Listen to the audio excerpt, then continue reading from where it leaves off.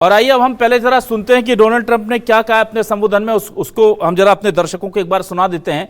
क्या कहा है डोनाल्ड ट्रंप ने, यूएस के प्रेसिडेंट ने पीएम मोदी की प्रेस कॉन्फ्रेंस से या देश के संबोधन से ठीक कुछ घंटे पहले। सुनिए जरा।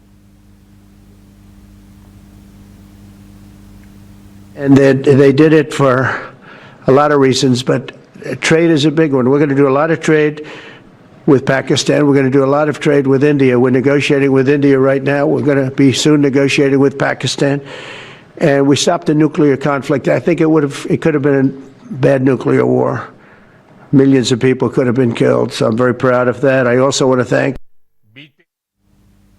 तो आप सुन सकते हैं क्या कहा है। अब मैं आता हूं मनीष शुक्ला जी आपके पास। दो चीजें उन्होंने कही कि बहुत सारे रीजंस की वजह से ये युद्ध रुका है, उसमें ट्रेड बहुत बड़ा रीजन है, और एक न्यूक्लियर कॉन्फ्लिक्ट को हमने टाल दिया है जिसमें मिलियंस ऑफ लोगों की जान जाती, और ये बहुत अच्छी बात है। तो मैं ये जानना चाहता हूं क्या ये दोनों रीजन है? क्या इंडिया इस वक्त ट्रेड के बारे में सोच रहा था कि ठीक है अगर हम युद्ध रोकते हैं तो हमको इतना पैसा मिल जाएगा, या एक जो न्यूक्लियर वॉर की बार बार जो कर्नल ने इशारा भी दिया और बार बार हम देख रहे हैं कि हर ट्वीट या हर बयान में ट्रंप के ये चीज निकलकर सामने आ रही है कि लाखों लोगों की जान बचानी जरूरी थी, ये वो बड़ी वजह रही है? जहां तक यूएस प्रेसिडेंट की बात है या उनका सवाल है, तो वो अपनी लगातार आगे बढ़कर बात रख रहे हैं, लेकिन जहां तक आज प्रधानमंत्री ने अपने संबोधन में बिल्कुल स्पष्ट कर दिया। उन्होंने राष्ट्र के नाम जो संबोधन था उसमें कहा कि देश के जो भी नागरिक हैं उनके ऊपर कोई भी खतरा आएगा तो सबसे पहले सरकार पहले तक खड़ी है। उन्होंने पाकिस्तान को भी बिल्कुल स्पष्ट संदेश दिया कि आतंक के खिलाफ जीरो टॉलरेंस की नीति होगी, और सैन्य अभियान अभी स्थगित हुआ है, ये रोका नहीं गया। और पूरे विश्व को भी संदेश दे दिया कि पीओके पर बात होगी, आतंकवाद पर बात होगी, इसके अलावा कोई बात नहीं होगी। निश्चित रूप से भारत प्रधानमंत्री ने कहा कि उनके सैन्य ठिकानों पर हमले किए गए और जो आतंक के अड्डे थे उनको नेस्तनाबूद किया गया, तो टारगेट हमने अचीव कर लिए। इसमें बात यहाँ भी हो रही है कि कहीं ना कहीं उनके जो परमाणु ठिकाने थे उन पर भी भारत का निशाना सधा हुआ था। तो उसके बाद में निश्चित रूप से ये एक आशंका थी कि बड़े युद्ध में तब्दील हो सकता है न्यूक्लियर वार भी हो जाता। तो विश्व ने हस्तक्षेप किया होगा, कहीं ना कहीं अंदर खाने में बात हुई, जैसा कि अपने डिफेंस एक्सपर्ट ने कहा कि कुछ चीजें होती हैं तो सामने नहीं भी आनी चाहिए, तो नहीं आई। लेकिन अंत यही हुआ कि जैसा प्रधानमंत्री ने कहा है कि ये शांति का युग है, लेकिन आतंकवाद का युग नहीं है। तो भारत ने अपने आप बिल्कुल स्पष्ट नीति बता दी है कि वो अभी रुक गया है, लेकिन ये नहीं है कि जवाब नहीं दिया जाएगा। अगर पाकिस्तान एक बार फिर से आतंकवाद को सामने लाता है और कोई भी इस तरह के नापाक कदम उठाता है, तो भारत उसका करारा जवाब देने के लिए बिल्कुल सक्षम है, और ये हमारी सैन्य शक्ति ने दिखाया भी है। ट्रेड वार है, सारी चीजें हैं, बिजनेस है, ये सारी चीजें मान्यता है, और भारत पाकिस्तान के कहीं आगे है। और भारत ने आत्मनिर्भर जो सैन्य शक्ति है, जो सैन्य उपकरण है, उनका प्रदर्शन भी किया। वो प्रधानमंत्री ने कहा कि हम लोग कहीं से भी किसी देश से पीछे नहीं है, और जो हमारा दुश्मन है उसका मुकाबला बिल्कुल सीधे सीधे कर सकते हैं। आप यही देखिए कितने ड्रोन हमले हुए, मिसाइल हमले हुए, और एक भी जो है किसी भारत के अंदर जो है वो उसका नुकसान नहीं हुआ। हमारा जो एयर डिफेंस सिस्टम है इतना तकनीकी रूप से उन्नत रहा, और वो भारत में बना हुआ था। ये अपने आप में अभूतपूर्व भारत का शक्ति प्रदर्शन था जो शान के साथ खत्म हुआ। ठीक है मनीष जी, मनीष जी का ऑडियो और क्लियर करेंगे। पीसीआर प्लीज आगे ध्यान रखेंगे। मैं वापस आ जाता हूं जल्दी से उमेश जी के पास। उमेश जी देखिए, यहां बहुत बड़ा सवाल यह है कि आज जब सेना के टॉप ऑफिशियल्स ने प्रेस कॉन्फ्रेंस की तो बहुत सारे मीडिया ने सवाल किए, और एक बहुत महत्वपूर्ण सवाल हमारा यह था कि क्या हमने कोई बहुत ही हाई वैल्यू टारगेट को हिट किया है, यानी कि क्या हमने कुछ ऐसा कर दिया है जिसको लेकर के परमाणु युद्ध के मुहाने तक ये वॉर जो थी वो पहुंच गई थी। उस पर साफ तौर पर बहुत अच्छा जवाब दिया गया है सेना की तरफ से। लेकिन बार बार पीएम मोदी से पहले अगर अमेरिका के प्रेसिडेंट ये चीजें बता देंगे कि हमने युद्ध रोक दिया, और वो बताएंगे कि हमने युद्ध व्यापार के लिए रोका, परमाणु हमले के खतरे के चलते हम लोगों ने रोक दिया, तो जाहिर सी बात है कि फिर देश में सवाल उठेंगे, और इन सवालों के जवाब अगर नहीं मिलते हैं तो फिर विपक्ष के पास बहुत मौका रहेगा कि वो इस चीज को बड़ा मुद्दा बनाए। देखिए अभिलाष जी, कौन सा देश कौन सी बात करता है कौन सा देश क्या ट्वीट करता है। मुझको लगता है आज पूरे भारत की जनता एकजुट है और सेना के पीछे इस सरकार की नीति के साथ इस देश की जनता एकजुटता के साथ खड़ी हुई है। और माननीय प्रधानमंत्री जी ने भी स्पष्ट तौर पे कहा कि हमारी एकता ही हमारे सबसे बड़ी ताकत है। और जिस प्रकार से आप ट्वीट का जिक्र कर रहे हैं, अन्य देशों का जिक्र आप कर रहे हैं, मुझको लगता है कि माननीय प्रधानमंत्री जी ने अब से कुछ 15 मिनट पहले उसका स्पष्ट तौर से भी जवाब दे दिया है, उसको स्पष्ट कर दिया है। हमने गंभीरता से माननीय प्रधानमंत्री जी को सुना। उन्होंने क्या कहा?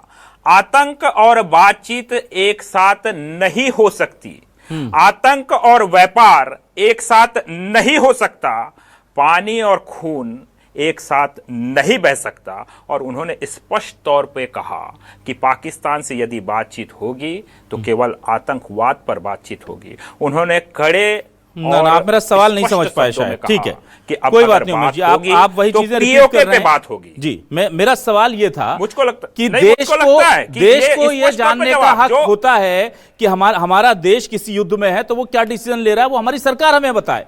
ये चीजें जब दूसरे देश के प्रधानमंत्री या प्रेसिडेंट हमें बताते हैं तो फिर वो क्या कहते हैं क्या नहीं कहते, उस पर फिर हमारा ध्यान जाएगा ना, क्योंकि हमारी तो जिंदगी और हमारा भविष्य जुड़ा हुआ है। और हमारा भविष्य कौन डिसाइड कर रहा है, यही तो सवाल उठ रहा है ना अभिलाष जी। भारत का भविष्य हमेशा से भारत ही तय करता रहा है और भारत के भविष्य को सुरक्षित करने का काम भारत की सेनाएं करती रही है। उसका प्रमाण भी हमने देखा है और आने वाले भविष्य में भी भारत का भविष्य भारत ही तय करेगा।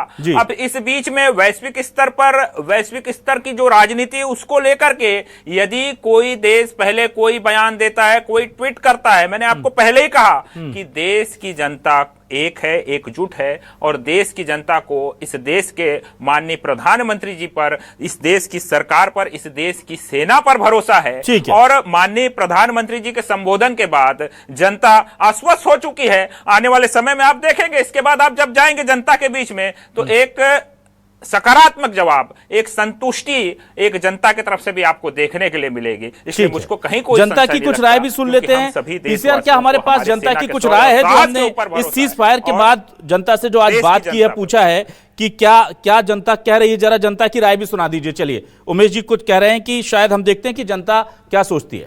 सारे मामलों को निपटाया जा सकता है। माने हुए लड़ाकू हमारे पास विमान है, जल थल सेना में हम सबसे ज़्यादा आगे हैं। फिर हमारे देश का निर्णय प्रजातांत्रिक की चुनी हुई सरकार पे कोई अन्य देश की सरकार कैसे निर्णय ले सकती है? सामान्य व्यक्ति को मारना ये युद्ध नीति के अंतर्गत भी नहीं है, लेकिन आतंकवाद को ख़त्म करना हर देश का कर्तव्य है, धर्म है और करना ही चाहिए, जी जान से करना चाहिए। ये भारत सरकार का मसला था और ये मोदी जी को करना था। अब मेरे हिसाब से जो इन्होंने युद्ध विराम की जो घोषणा की है ये सरासर गलत है। एक बार पाकिस्तान को मुंह तोड़ जवाब देना चाहिए मोदी जी ने। पाकिस्तान पे तो हम पहले भी भरोसा नहीं कर सकते थे, आज भी नहीं कर सकते, मगर सीज फायर अगर मोदी जी ने किया है तो कुछ सोच समझ के क्या होगा। पाकिस्तान पे तो कभी भरोसा नहीं कर सकता, शुरू से ही आप देख रहे हैं वो हमेशा से उल्लंघन कर रहा है जो पहले भी हमारे हुए समझौते। तो मुझे नहीं लगता पाकिस्तान पे अब भरोसा करना चाहिए अपन को दोबारा। जो ये सीज फायर हुआ है, ये सीज फायर भी अपने प्रधानमंत्री जी की दूरदर्शी सोच के कारण उसकी शर्त के साथ लगाया गया है और अभी सिंदूर ऑपरेशन ख़त्म नहीं हुआ।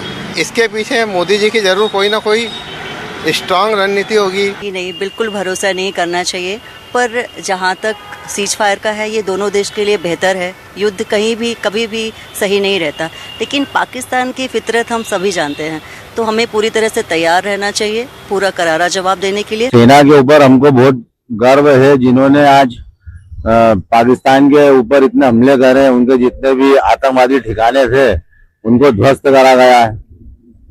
सीज फायर जो एक हुआ है वो एक कूटनीति के तहत साबित होगा। भारत ना किसी से दबता है और ना कभी दबेगा। ठीक है, देखिए ये जनता की राय है। भारत कह रहा है कि ना दबता है ना दबेगा, पूरा भरोसा है भारत की ताकत पर। लोगों को कुछ सवाल जरूर उठ रहे हैं कि पाकिस्तान की फितरत जो है, भारत की ताकत या भारत की एकता पर किसी को संदेह नहीं, वो पाकिस्तान की फितरत पर है। कांग्रेस विधायक हमारे साथ जुड़े हुए हैं। दोगने जी, क्या आपको लगता है कि पाकिस्तान पर भरोसा करके शायद हम अगला फिर किसी दूसरे बड़े मुश्किल को बुलावा दे रहे हैं?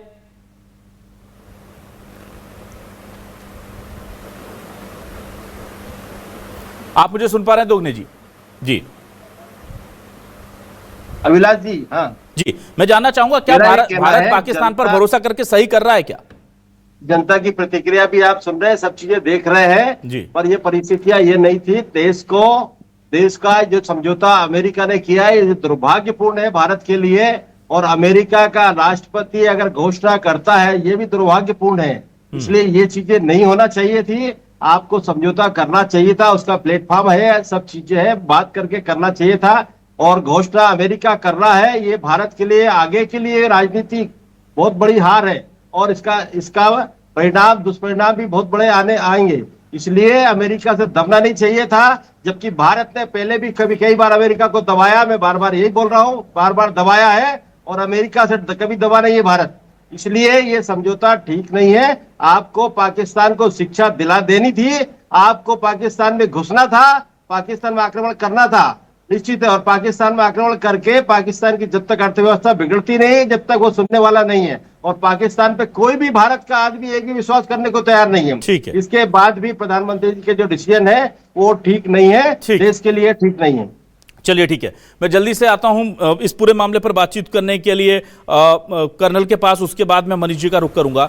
कर्नल, मैं आपसे ये जानना चाह रहा हूं कि देखिए पाकिस्तान जो है वो उस पर भरोसा जब हमने किया है, पीठ में छुरा हमें मिला है, लेकिन इस वक्त डिप्लोमेसी क्या कह रही थी कर्नल, और क्या हमारे लिए बेहतर था? क्या जो हमको टारगेट बार बार सेना ने कहा है, जो टारगेट हमें दिए गए थे, हमने सारे टारगेट 100% एक्यूरेसी के साथ अचीव कर लिए थे, तो क्या ये हमारी तैयारी जो थी उस हिसाब से लिहाज से हम देखें तो हमने एकम्प्लिश कर लिया है इस टारगेट को, इस मिशन को, या आपको लगता है कि थोड़ा सा और पुश कर देना था, ताकि अगर अगली बार पाकिस्तान कुछ करने के बारे में सोचता तो उसको लंबा वक्त लगता तैयारी में? अभिलाष, देखिए, मुझे ये लगता है कि ये सारी चीज़ें जिनके पास ज़्यादा जानकारी है और अधिकतर जानकारी है उनके लिए कहना ठीक है, और उन लोगों ने आज आके प्रेस को ब्रीफ कर दिया है। डीजी एमओ, डीजी एफए और डीजी नेवल ऑपरेशन ने आके ब्रीफ कर दिया। उनकी ब्रीफिंग काफ़ी क्लियर थी। मैं राजनीतिज्ञ नहीं हूँ, तो मैं राजनीतिज्ञों की बात और उनके बीच के जो भी आपस की उनकी एक दूसरे के प्रति भावना है उसमें नहीं जाऊंगा, बट एक चीज़ मैं ज़रूर कहूँगा कि आज जो भी प्रधानमंत्री ने अपने उद्बोधन में कहा है उससे कई चीज़ें सामने आ रही हैं। मैं उसको एनालाइज कर सकता हूं और मैं आपके साथ शेयर करना चाहूँगा। जी प्लीज। सबसे पहला ये है कि हम अब आज के बाद एक कांस्टेंट वॉर की स्थिति में हैं। प्रधानमंत्री ने जो कहा कि हमने कोई सीज फायर नहीं किया है, हमने सिर्फ स्थगित किया है। कब तक? जब तक दोबारा कोई ऐसी कार्रवाई नहीं होती। इसके पहले का एक बयान ये था कि कोई भी आतंकवादी कार्रवाई जो होगी वो युद्ध की कार्रवाई मानी जाएगी। जी।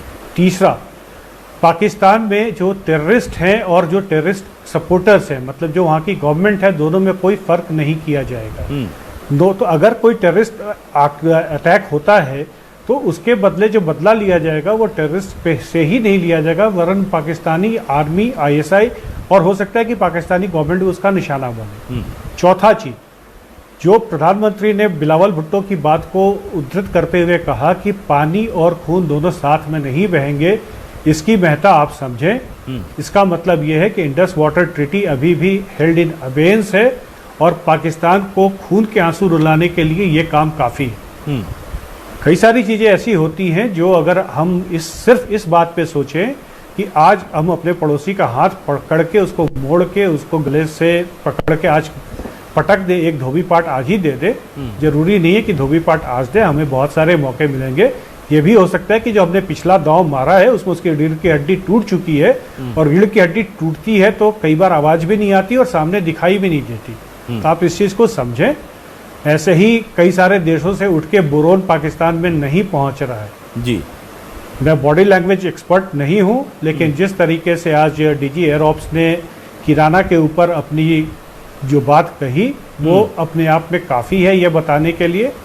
और इससे ज़्यादा अब क्या कहा जाए कि अगर हमें इतनी क्षमता है कि एक न्यूक्लियर देश आज दूसरे न्यूक्लियर देश के न्यूक्लियर स्टॉक पाइल को अगर हिट कर सकता है तो उससे के बाद बात कहाँ तक जा सकती है आप, और उसके सामर्थ्य क्या आप सोच सकते हैं। बिल्कुल। सेना को जो भी टारगेट मिलेंगे वो यहाँ पे हमारे यहाँ, हम और पाकिस्तान में सबसे बड़ा फर्क यही है कि हम सिविलियन गवर्नमेंट के अधीन काम करते हैं सिविलियन गवर्नमेंट अपना पॉलिटिकल मिलिट्री ऑब्जेक्टिव तय करती है और मिलिट्री का काम है उसको अचीव करना, और फौज ने वो अचीव कर लिया है। पहला दिन हमारा टारगेट सिर्फ टेरर इंफ्रास्ट्रक्चर को नष्ट करने का था, और उसमें भी एक पैराडाइम शिफ्ट ये था कि हमने सिर्फ पीओके नहीं वरन पंजाब में भी हिट किया था, आईबी क्रॉस किया था। उसके बाद हर लोगों ने दोहराया कि हमने उसके बाद अपनी तरफ से कोई एक्शन नहीं लिया। एक्शन तब लिया गया जब पाकिस्तान ने जिस तरीके की कार्रवाई की उस तरीके से उसको जवाब दिया गया। देखिए, राजनीति करना किसी भी विषय पे सबसे आसान काम है, और उस पर अगर आप पीछे जाए तो हर की प्यास, हर के अलमारी में बहुत गंदे कपड़े हैं, तो मैं उसमें नहीं जाऊंगा। बट ये आप मान के चलें, अपने देश पे मैं सिर्फ ये कहना चाहूँगा, चाहे मेरा राजनीतिक एफिलिएशन कोई सा भी हो, मुझे अपने देश के जो लोग जिस पद पे बैठे हुए हैं, चाहे वो नेता प्रतिपक्ष हो या प्रधानमंत्री हो, दोनों पे पूरा भरोसा है, और जो भी वो कदम लेंगे देश के हित में लेंगे, ये मुझे मालूम है। ठीक है सर, मैं आता हूं जल्दी से मनीष शुक्ला जी आपके पास। देखिए, बहुत बड़ी बात कही है मनीष शुक्ला जी, मैं यहां पर एक स्पष्ट उत्तर आपसे जानना चाहूंगा। ये जो वॉरफेयर हुआ पूरा, इसमें हमने देखा कि कैसे हमारे सेना के जो टॉप ऑफिशियल्स थे, डीजीएमओ हैं, डीजीएफए हैं या नेवल जो डायरेक्टर जनरल हैं, उन्होंने तमाम चीज़ें बताई और स्पष्ट तौर पर जो फुल प्रूफ तरीके से हमारे देश ने, क्योंकि हम एक पाकिस्तान का मिस इन्फॉर्मेशन वॉरफेयर भी देख रहे थे और एक भारत की बहुत सदी हुई प्रतिक्रियाएं देख रहे थे सबूतों के साथ। वो कह रहे थे ये पहले की तस्वीर, ये बाद की तस्वीर, ये स्ट्राइक की लाइव तस्वीरें लीजिए। वो कहीं भी कोई गफलत नहीं थी, बहुत सदे हुए अंदाज में हमने दिखाया।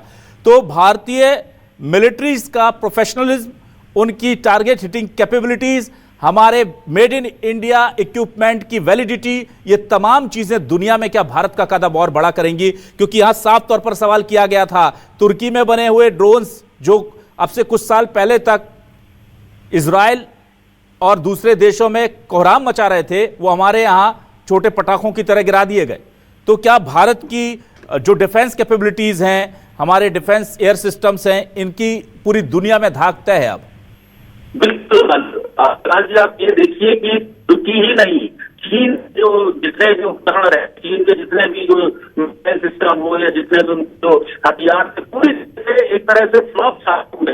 एक भी सटीक निशाना उनका नहीं लगा। इंडियन जो एयर डिफेंस सिस्टम था, जो भारत में बना हुआ था, जो आत्मनिर्भर भारत का एक संदेश था, वो अपने आप में पूरे विश्व में गया। भारत के जो नई तकनीक की है, नए उपकरण है, और सबसे बड़ी चीज एक राष्ट्र के रूप में जो भारत ने इस तरह की अपनी एक शक्ति, साहस और धैर्य दिखाया, वो अभूतपूर्व रहा। आपने पूरे विश्व को एक संदेश दिया। भारत और पाकिस्तान की एक राष्ट्र के रूप में तुलना हो ही नहीं सकती है। वहां सारा कुछ मेड इन चाइना था या मेड इन तुर्की था, या जिस तरह से उसने एक बेल आउट मांगा, और भारत आज आत्मनिर्भर भारत बन रहा है, भारत एक आर्थिक शक्ति के रूप में खड़ा हो रहा है। तो भारत की जिम्मेदारी भी विश्व के लिए अलग है। भारत ने पूरे विश्व को आज संदेश दिया कि वो शक्ति और शांति दोनों को ही एक साथ लेकर चल सकता है। पाकिस्तान के सैन्य ठिकानों पर उसने हमला किया, उसके आतंकी अड्डों को नेस्तनाबूद कर दिया, लेकिन वहीं भारत ने जहां मौका आया वहां कदम भी अपने रोक लिए और उसने संदेश दिया है ये वार अभी रुका नहीं है, स्थगित हुई है सैन्य कार्रवाई, और भारत जीरो टॉलरेंस की नीति रखता है आतंकवाद के खिलाफ। अगर एक भी कोई गलत कदम उठाया गया तो उसके बाद में भारत निश्चित रूप से रिटेलिएट करेगा, जवाब देगा, और जवाबी हमला पाकिस्तान के लिए इस बार बहुत भारी पड़ने वाला है। ठीक है, मैं जल्दी से दोगने जी आपके पास आता हूं। दोगने जी, मुझे ये बताइए कि भारतीय सेना का शौर्य तो देखिए पहले से ही बहुत ऊंचाइयों पर था, और इस बार मुझे ये भी बोलने में बड़ी खुशी है कि जैसे ही युद्ध विराम की घोषणा होती है या युद्ध जब चल रहा होता है तो तिरंगा सम्मान यात्रा सेना के सम्मान में कांग्रेस पहले निकाल देती है, बीजेपी उसके बाद प्लानिंग कर पाती है। तो क्या भारतीय सेना के इस एक और मुजाहिरे से अपनी शक्ति के कांग्रेस इसे कैसे देखती है, और क्या हमारा सिर दुनिया में उठाया है एक बार फिर से हमारी सेना ने?